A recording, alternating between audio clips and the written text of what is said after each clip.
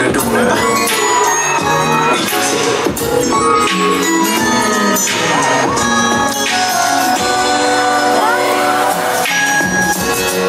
เปิดรับดูความรักจากผมพบว่าเชี่ยวชาญที่จำกันหรืออกหักไม่เคยจะสมหวังเพื่อตัวเอ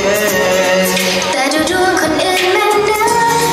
ยิ่งจะพูดด้วยความรักยิ่งจะนานเท่านั้นจะ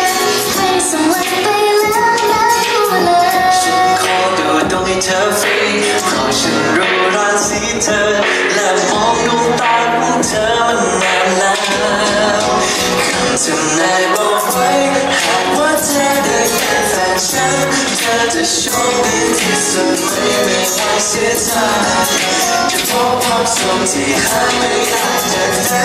หากว่าเธอมาเป็นแฟนฉันอยู่ที่เธอจะเชื่อและเธอจะไม่สนใจเมื่อน้องรับคำทำนายรอเธอเข้ามาน้องรับคำทำนายรอเธอเข้ามาน้องรับคำทำนายโอ้ยอยากได้เธอมาเป็นเบบี้ยกนำมาวันและให้เธอเป็น first lady ไอ้งงไงเขาบอกว่าผมมันแค่ซีชื่นชมเราและความรักกับ baby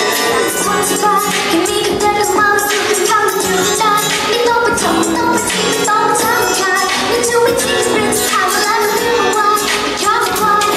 ถึงเธอจะสดใสก็ไม่ได้สดใสก็หากว่าเธอได้เป็นแฟนฉันเธอจะโชคดีที่สุดไม่ไหวเสียใจจะพบความสุขที่หาไม่ได้จากไหนหากว่าเธอมาเป็นแฟนฉันอยู่ที่เธอจะเชื่อและเธอจะไม่สนใจเมื่อน้องรับคำทำนายรอเธอเข้ามาน้อ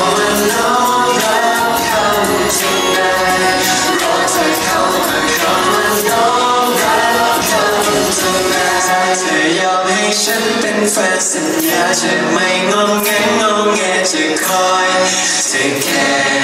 อยู่ข้างเธอเลยทุกวันชาเธอยอมให้ฉันเป็นแฟนสัญญาว่าจะมีแค่คนเดียวในใจ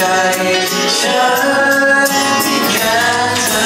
คำทำนายบอกไว้หากว่าเธอได้เป็นแฟนฉันเธอจะโชคดีที่สุดไม่มีวันเสียใจจะพบความสุขที่หาไม่ได้จากไหนหากว่าเธอมาเป็นแฟนฉันอยู่ที่เธอจะเชื่อและเธอจะไม่สนใจเมื่อน้องรับคำทำนาย